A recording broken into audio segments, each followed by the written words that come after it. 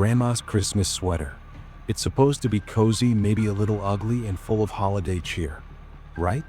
But what if this isn't just yarn? What if every single stitch is a whispered family curse, a forgotten nightmare woven right into the fabric? We are about to unravel the chilling truth behind a holiday tradition that is far more sinister than you ever imagined. The Holbrook family of Ashwick, Massachusetts, had celebrated Christmas the same way for nearly 7 decades. Every December 23rd, the family would gather in the old colonial farmhouse on Whispering Pine Road, exchange modest gifts, and share a meal that had been perfected through generations of careful preparation. But there was one tradition that stood above all others, one ritual that every family member knew by heart yet rarely spoke about outside those weathered walls: the wearing of Grandma Eleanor's Christmas sweater. To an outsider, the sweater appeared unremarkable at first glance. It was a deep crimson color, the shade of dried blood rather than the cheerful red of Santa's suit. Intricate patterns covered its surface, depicting what seemed to be snowflakes and holly leaves upon initial inspection. The yarn felt soft, almost unnaturally so, and despite its age, the garment showed no signs of wear, no pilling, no fading, nothing that would suggest it had been passed from hand to hand since 1953. Margaret Holbrook remembered the first time she truly looked at that sweater. She was 34 years old, visiting her grandmother's house for what would be the old woman's final Christmas. Eleanor sat in her rocking chair by the fireplace, the sweater draped across her lap as her gnarled fingers traced the patterns with what Margaret could only describe as reverence. Or perhaps it was something else entirely. Perhaps it was fear disguised as devotion. The house smelled of cinnamon and pine, scents that should have evoked comfort and warmth. Yet Margaret felt a chill creep along her spine as she watched her grandmother's fingers move. The patterns on the sweater seemed different that evening. The snowflakes appeared to have too many points, their geometric precision giving way to something more organic, more unsettling. The holly leaves curled at their edges like fingers beckoning, and between the decorative elements, Margaret noticed something she had never seen before: faces. Tiny, barely perceptible faces woven into the fabric itself, their expressions frozen in silent screams. She blinked and the illusion vanished. The sweater was just a sweater again, gaudy and outdated, the kind of thing one might find at a thrift store and purchase ironically. Margaret convinced herself that the flickering firelight had played tricks on her eyes. She poured herself another glass of wine and joined her cousins in the kitchen, pushing the unsettling observation to the darkest corners of her mind where all unpleasant thoughts go to fester. But the mind has a way of resurrecting what we try desperately to bury. 3 days after that Christmas gathering, Eleanor Holbrook passed away in her sleep. The doctors attributed her death to natural causes, the inevitable surrender of an 87-year-old heart. What they could not explain was the expression frozen on her face when the hospice nurse found her the following morning. It was not the peaceful countenance of someone who had drifted away quietly. Eleanor's eyes were wide open, her mouth stretched in a grimace that suggested her final moments had been anything but serene. And clutched in her rigid fingers, pressed against her chest as though she were protecting it or perhaps trying to tear it away, was the Christmas sweater. The family held the funeral on a gray December morning, burying Eleanor beneath an ancient oak tree in the Ashwick Cemetery. The sweater, per the instructions left in her last will and testament, was to remain in the family. It was to be passed to the eldest female relative, who would become its guardian until her own passing. The document used that specific word: guardian. Not owner, not inheritor, guardian. Margaret's mother, Helen, accepted the responsibility with trembling hands. She brought the sweater home and placed it in a cedar chest in the attic, claiming she wanted to preserve it properly. But Margaret noticed that her mother never went to the attic alone after that. She noticed that Helen began sleeping with the bedroom door locked. She noticed the dark circles forming beneath her mother's eyes as winter turned to spring, then summer, then fall. When the following December arrived, Helen Holbrook retrieved the sweater from its cedar prison and placed it on the living room chair where Eleanor had once sat. The family gathered as they always did, speaking of holiday cheer and family bonds while carefully avoiding eye contact with the garment that seemed to occupy more space than its physical form should allow. Margaret watched her mother throughout the evening, noting how Helen's gaze would drift toward the sweater every few minutes, her expression a mixture of dread and something almost resembling longing. That night, after the guests had departed and the dishes had been washed, Margaret found her mother standing in the darkened living room, the sweater pressed against her face. Helen was inhaling deeply, breathing in whatever essence the fabric held, and when she finally lowered it, her eyes were wet with tears. "It whispers to me," Helen said, her voice barely audible. "Every night since I brought it home. It tells me things, Margaret. Things about our family. Things I never wanted to know." Margaret wanted to dismiss her mother's words as the ramblings of a grieving daughter. She wanted to believe that Eleanor's death had simply unmoored Helen from reality. But as she stood there in the darkness, watching her mother cradle that ancient sweater, Margaret could have sworn she heard something too. A sound like wind through dead leaves. A sound like voices speaking from very far away. A sound like stitches pulling through flesh. The Holbrook family had always been proud of their New England roots. They traced their lineage back to the earliest settlers, men and women who had carved a life from the unforgiving wilderness and survived winters that claimed the weak and unprepared. But pride, as Margaret would eventually discover, can be a veil drawn over sins too terrible to acknowledge. And the sweater was the thread that connected them all. She began her investigation in the most obvious place, the family archives stored in her late grandmother's home. The farmhouse on Whispering Pine Road had been abandoned after Helen's death in 1998, another passing attributed to natural causes, another corpse discovered with that same expression of frozen terror. Margaret had inherited the property along with its contents, including the sweater, which now resided in her own home, locked in a safety deposit box at the local bank because she could not bear to keep it under the same roof where she slept. The archives contained decades of correspondence, photographs with yellowed edges, and leather-bound journals filled with the cramped handwriting of ancestors long dead. Margaret spent weeks sifting through this material, searching for any mention of the sweater or its origins.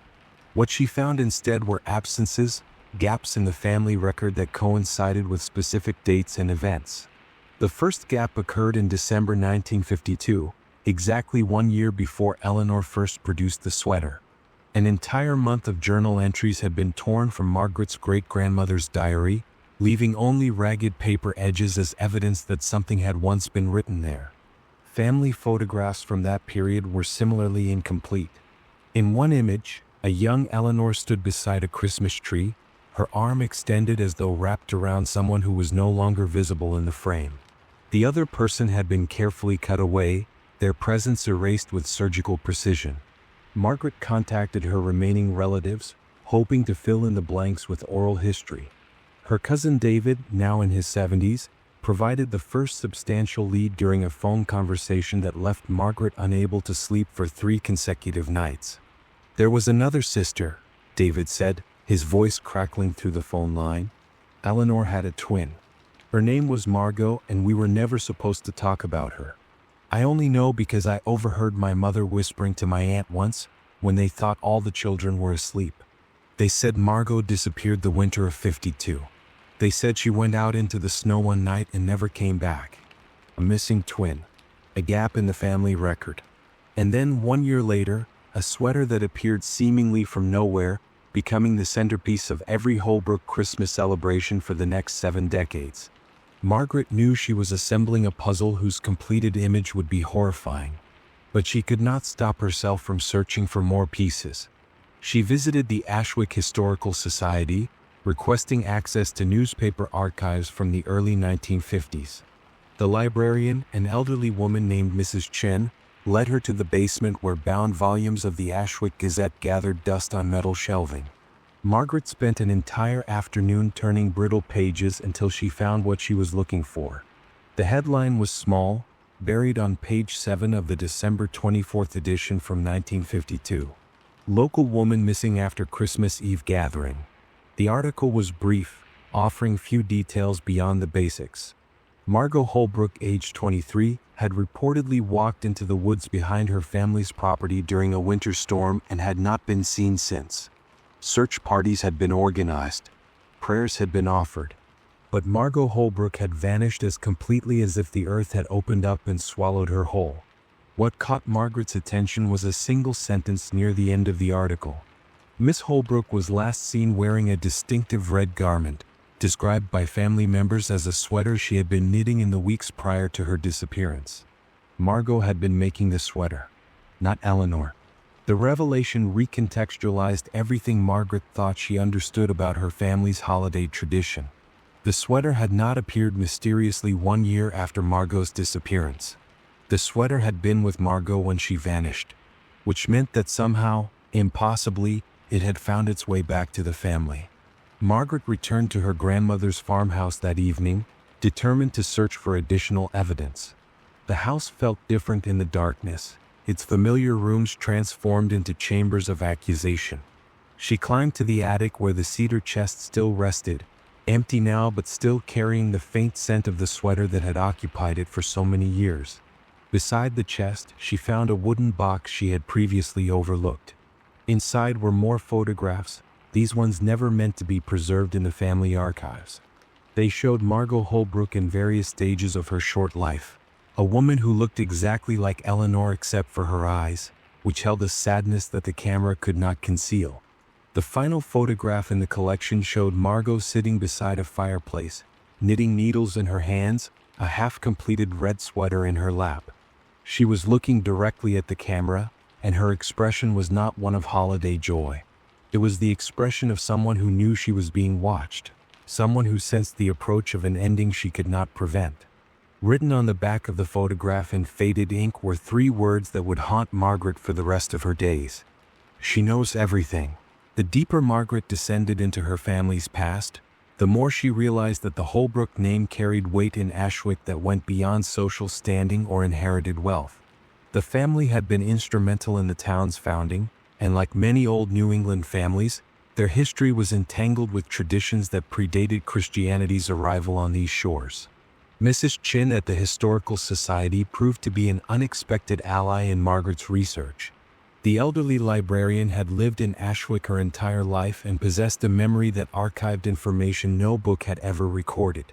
Over cups of bitter coffee in the Society's cramped break room, she shared stories that the official records deliberately omitted. The Holbrooks were always different, Mrs. Chin said, her fingers wrapped around her mug as though drawing warmth from its ceramic surface. My grandmother used to say they had an arrangement with the old things in the woods, the things that lived here before the settlers came. She never specified what kind of arrangement, but she warned me to never accept gifts from that family, especially not handmade ones. Margaret pressed for more details, but Mrs. Chin could only offer fragments. There were stories of unusually prosperous harvests on Holbrook land during years when other farms failed. There were whispers of children born to Holbrook women who never seemed to age quite right, their features remaining youthful while their eyes grew ancient. And there were accounts of Holbrook family members who simply vanished over the years, their disappearances attributed to everything from running away to tragic accidents, but never properly investigated. Armed with this context, Margaret approached the sweater itself with new eyes. She retrieved it from the safety deposit box, spreading it across her dining room table beneath bright halogen lights. The garment seemed to resist examination, the patterns shifting subtly whenever she tried to focus on specific details. But with patience and a magnifying glass, she began to document what the naked eye could easily miss. The snowflakes were not snowflakes at all. Under magnification, their intricate forms resolved into something far more disturbing. Each supposed snowflake was actually a cluster of symbols, tiny characters from an alphabet Margaret did not recognize. The symbols repeated in patterns that suggested language, sentences written in a tongue that no living human spoke. The holly leaves revealed similar deceptions. Their curved forms contained faces, just as Margaret had glimpsed that night beside her grandmother's fireplace years ago. But these were not random faces frozen in terror. These were portraits, each one distinct, each one depicting a different individual. Margaret counted 17 faces woven into the sweater's design, 17 people whose identities she could not determine but whose expressions conveyed identical emotions. Horror, betrayal, and a resignation that suggested they had known their fate before it claimed them.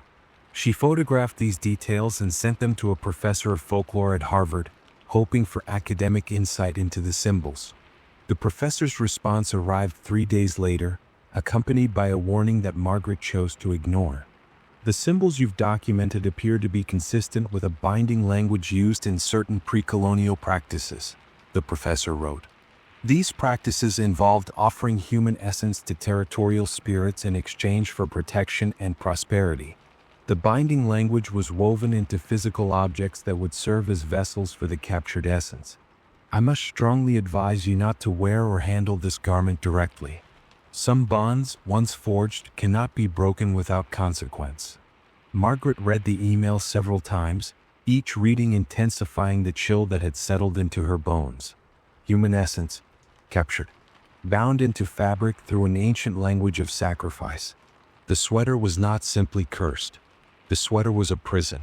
She returned to the family archives, searching now for any evidence of the 17 faces she had counted. What she found instead was a family tree that revealed a disturbing pattern. Since the sweater's appearance in 1953, 17 Holbrook women had died while serving as its guardian. Each death had occurred during the winter months. Each woman had been found wearing or holding the sweater. And each death had been ruled natural causes, despite the uniformly horrified expressions frozen on their faces. Margot had not simply made the sweater before her disappearance. Margot had become the sweater. Her essence had been woven into the very first stitches, perhaps through her own design or perhaps through forces she could not control. And every guardian who followed had added their own essence to the pattern, their own faces joining the collection hidden within the yarn. Margaret examined the sweater once more, counting the faces with desperate hope that she had miscounted. But the number remained 17. Her grandmother Eleanor was there, frozen in yarn. Her mother Helen was there as well, her portrait distinguishable by the distinctive shape of her jaw. 17 women across 7 decades, all of them bound to this terrible artifact. The realization struck Margaret with physical force. The sweater was not finished. The pattern was incomplete. And she, as the current guardian, was meant to be the 18th. The nightmares began 3 nights after Margaret's discovery about the sweater's true nature. They were not ordinary dreams but experiences so vivid that waking provided no relief from their imagery. She found herself walking through snow that burned like fire, approaching a clearing in woods she had never seen but somehow recognized. In the clearing stood 17 women, their bodies translucent, their eyes fixed upon her with expressions of desperate warning. They spoke in unison, their voices weaving together like threads on a loom. The pattern must be completed. The arrangement must be honored. One of us, one of you. The fabric demands its due. Margaret would wake screaming, her sheets soaked with sweat, the taste of copper on her tongue as though she had been biting through her own flesh. She began avoiding sleep entirely, surviving on caffeine and fear, watching the sweater through the bank's security cameras on her laptop as though expecting it to move of its own accord. Her cousin David called during her 3rd sleepless night, his voice carrying the weight of reluctant confession. "There's more I didn't tell you," he said. "More that I was afraid to speak aloud. The year my mother died, she told me something about the sweater. She said our family made a promise to something in the woods, something that agreed to protect our bloodline as long as we fed it. She said the sweater was how we kept that promise. Every generation, one of us becomes part of the pattern. In return, the rest of us prosper. And what happens if we break the promise?" Margaret asked, already knowing she would not like the answer. "The protection ends. The prosperity ends. Everything we have, everything we are, gets taken back. My mother said our ancestors built their fortune on bones, and those bones have never stopped hungering for more." Margaret ended the call and sat in darkness, contemplating the impossible choice her family had left her. She could accept her fate, become the 18th face in the sweater's pattern, and perpetuate a cycle of sacrifice that had sustained the Holbrook name for generations. Or she could break the cycle and destroy whatever remained of her family's legacy, facing consequences that even the dead seemed to fear. She visited the farmhouse one final time, drawn by intuition to the woods behind the property where Margot had supposedly disappeared 70 years earlier. The trees closed around her like a congregation, their bare branches reaching toward the gray winter sky. Snow began to fall as she walked, flakes that seemed to follow specific patterns, as though guided by invisible hands. The clearing was exactly as it had appeared in her nightmares. Margaret stood at its edge, her breath forming clouds in the frozen air, and waited. She did not know what she was waiting for until it arrived. The thing that emerged from between the trees defied description. It possessed a form that was simultaneously human and otherwise, its proportions shifting with each moment, its face a collection of features that belonged to no single being. But Margaret recognized elements within that impossible visage. She saw her grandmother's eyes. She saw her mother's mouth. She saw fragments of 17 women staring back at her through a single terrible countenance. "You have come to understand," the thing said, its voice the sound of wind through dead branches. "The pattern requires completion. Your essence has been promised since before your birth. The sweater waits for you as it has waited for all who came before." Margaret reached into her bag and withdrew the sweater. She had retrieved it from the bank that morning, no longer able to let it rest in neutral custody while her fate remained undecided. The garment felt warm in her hands, impossibly warm, as though filled with the body heat of 18 women who would never feel cold again. "I understand," she said. "I understand that my family has fed you for generations. I understand that you require sacrifice to maintain whatever balance exists between your world and ours. But I also understand something else. Every binding can be broken. Every pattern can be unraveled. And you have made a mistake that my ancestors never considered." The thing's expression shifted, something like concern passing across its ever-changing features. "The arrangement is eternal. The bond is unbreakable." "The bond requires a guardian," Margaret replied. "A living Holbrook woman to tend the sweater and eventually join its pattern. But the arrangement says nothing about what happens if the sweater itself is destroyed. My ancestors were too afraid to try. They valued their prosperity more than their daughters. But I have nothing left to lose. You have taken everyone I ever loved." She produced a lighter from her pocket and held the flame beneath the sweater's edge. The yarn caught immediately, burning with a light that was too bright, too colorful, flames of impossible hues dancing across the fabric. The thing screamed, a sound that shattered the silence of the woods and sent birds erupting from their nests in all directions. The faces in the sweater became visible as the flames consumed them, 17 women emerging from the yarn like spirits rising from graves. They floated upward, their transparent forms gaining substance, their expressions transforming from terror to something approaching peace. Eleanor reached for Margaret with a hand made of smoke and light, her lips forming words that the fire's roar drowned out. And then they were gone. All of them. The sweater collapsed into ash. The thing in the clearing dissolved like morning fog. Anne Margaret stood alone, holding nothing but the memory of flames and the fading echo of her grandmother's final message. The farmhouse on Whispering Pine Road burned that same night. Margaret did not start the fire, but she did not attempt to stop it either. She stood in the snow and watched as generations of Holbrook history transformed into smoke and ember, rising toward a winter sky that seemed somehow cleaner than before. By morning, only the foundation remained, a stone skeleton marking the spot where her family had made their terrible bargain. The Holbrook fortune evaporated with the flames. Bank accounts that had remained inexplicably healthy for decades suddenly showed discrepancies that triggered investigations. Properties that had been in the family since the town's founding revealed title issues that had been overlooked for centuries. Within months, the Holbrook name held no more weight in Ashwick than any other family of modest means. The protection, as David had warned, had ended completely. But Margaret was alive. She remained alive the following winter, and the winter after that, and every winter since. The nightmares faded gradually, replaced by ordinary dreams that carried no weight of prophecy or doom. Sometimes she dreamed of her grandmother and mother, but in these dreams, they were simply themselves, unburdened by the sweater's demands, free to exist in memory as the women they had been before the pattern claimed them. David passed away from natural causes 3 years after the farmhouse fire. Genuine natural causes, Margaret confirmed, having attended his final days in the hospice where he drifted away with an expression of peaceful acceptance. He was the last of the older generation, and with him went the final living memory of what the Holbrook family had truly been. Margaret never spoke publicly about her discoveries. She wrote everything down in a journal that she kept locked in her desk, a record intended for any descendants who might someday wonder why their family history seemed to begin in the early 2000s rather than the 1600s. Whether anyone would ever read this account remained uncertain. Whether anyone would believe it remained even more so.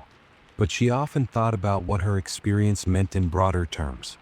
The Holbrook sweater had been one family's particular curse, one arrangement with forces that should never have been invited into human affairs. Yet Margaret suspected that similar arrangements existed in other families, other traditions passed down through generations without question, other heirlooms that carried weight far beyond their material composition. The holiday season always brought these thoughts to the surface. She would see families gathering in shopping malls, exchanging gifts wrapped in cheerful paper, wearing sweaters that proclaimed their devotion to Christmas cheer. And she would wonder. She would wonder what secrets those sweaters held, what patterns might be woven into their yarn, what faces might be hidden within their stitches. Not every family had made a deal with something ancient and hungry. Not every grandmother's Christmas sweater was a vessel for captured souls. But some were. Some families carried burdens they did not understand, honoring traditions whose origins had been deliberately forgotten, wearing garments that demanded far more than fabric ever should. Margaret left Ashwick eventually, settling in a small town in the Pacific Northwest where winter brought rain instead of snow and Christmas sweaters were worn ironically rather than ceremonially. She worked as a librarian, helping others research their family histories while carefully never investigating her own any further. Some doors, once closed, should remain sealed forever. But every December, when the holiday decorations appeared and the carols began playing in stores, she would think about the sweater. She would remember the 17 faces woven into its pattern, the 17 women whose essences had been offered to maintain a prosperity built on centuries of sacrifice. And she would remember the 18th space, the unfinished pattern that had waited for her before she chose destruction over submission. If you are watching this and thinking of your own family traditions, your own holiday rituals, your own inherited objects that have been passed down through generations, consider this. Consider the weight of what you accept without question. Consider the history you have never been told. Consider the patterns that might be woven into the fabric of your inheritance, waiting for completion. That sweater your grandmother made you. The one that feels a little too warm. The one with patterns that seem to shift when you are not looking directly at them. The one that makes you feel strange when you put it on, as though you are wearing something far heavier than yarn and thread. Have you ever really looked at it closely? Have you ever wondered where the materials came from, or why your family insists on this particular tradition despite the discomfort it brings? Have you ever noticed faces in the pattern that were not there before? Perhaps you should look again. Perhaps you should ask questions that your family hopes you will never think to ask. Or perhaps, like the Holbrooks of Ashwick, you are already part of a pattern that was begun long before your birth, a design that will not be complete until you add your own essence to its terrible beauty. Sweet dreams. And whatever you do, do not wear that sweater to bed. You might wake up as part of the pattern, or you might not wake up at all. The end.